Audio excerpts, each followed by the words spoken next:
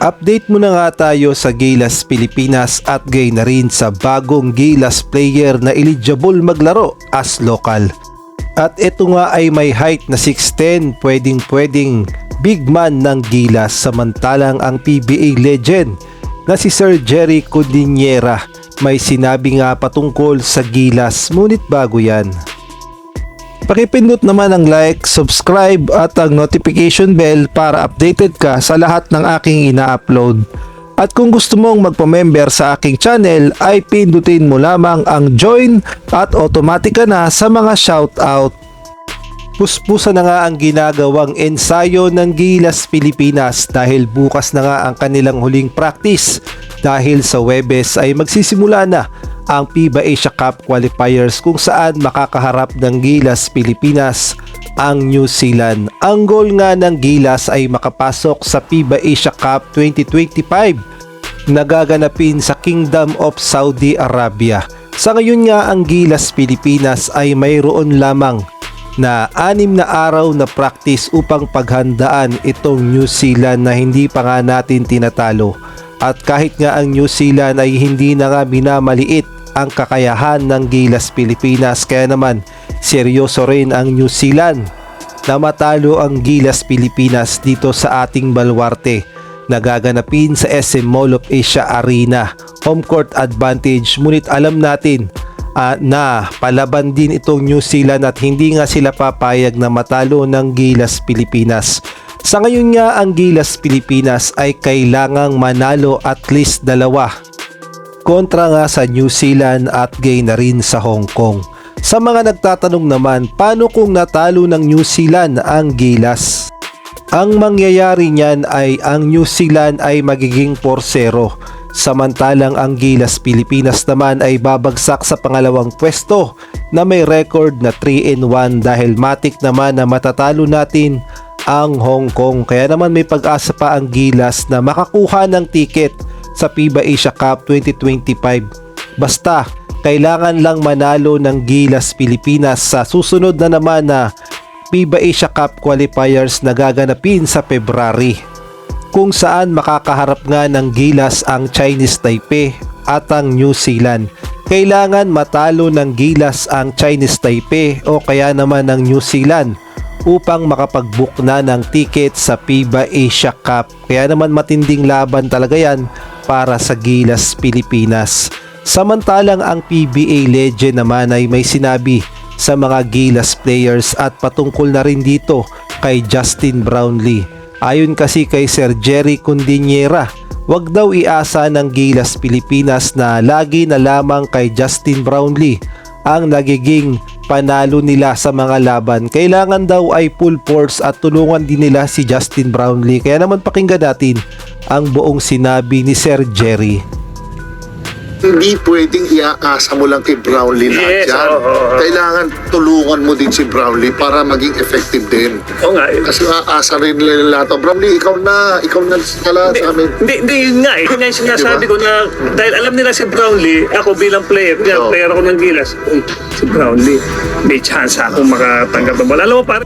At kung kayo naman ang tatanungin, sang-ayon ba kayo sa sinabi ni Sir Jerry? At kailangan ang Gilas Pilipinas ay magkaroon ng matinding team chemistry at hindi lamang kay Justin Brownlee iikot ang kanilang panalo, kung saan si Justin Brownlee lamang ang kanilang aasahan dahil import nga naman ng Gilas. Kailangan talaga ay full effort sa buong Gilas Pilipinas. At bago nga tayo magpatuloy, shoutout muna kay Giovanni Francisco, Marlo Bongalbal, Chodoro Alonso, Ronald Berbosidad, Salva Torres, Catherine Vigilia.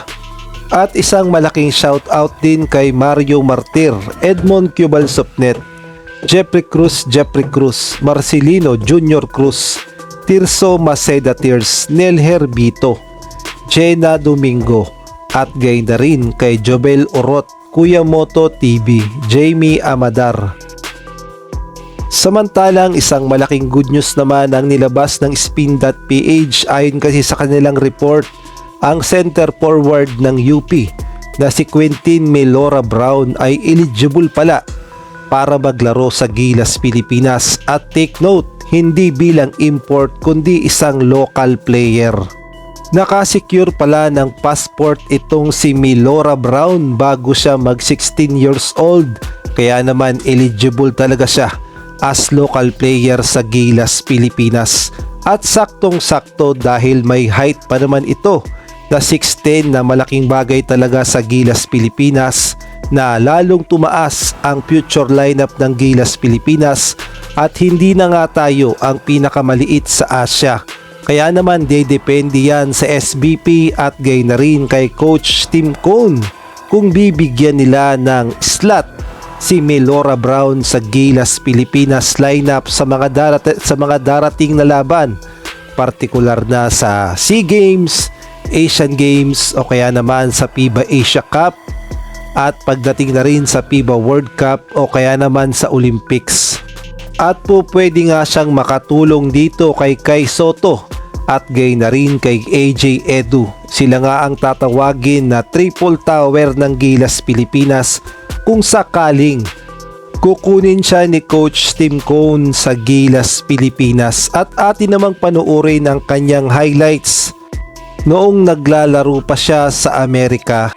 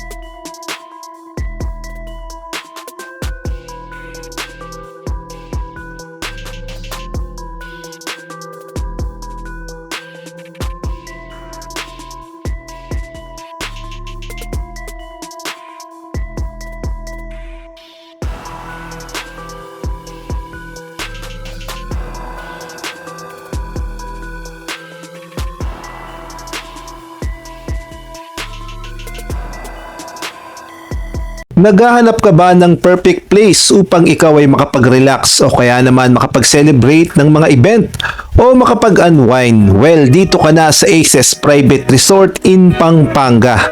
Experience the luxurious and aesthetic modern private resort with Mount Arayat view, located at Purok Tribical, Mabalacat City, Pampanga. For reservation, please call or message the Facebook page of Aces Private Resort with cellphone number 0976-000-1204. Book now to get a 30% discount, limited slot only.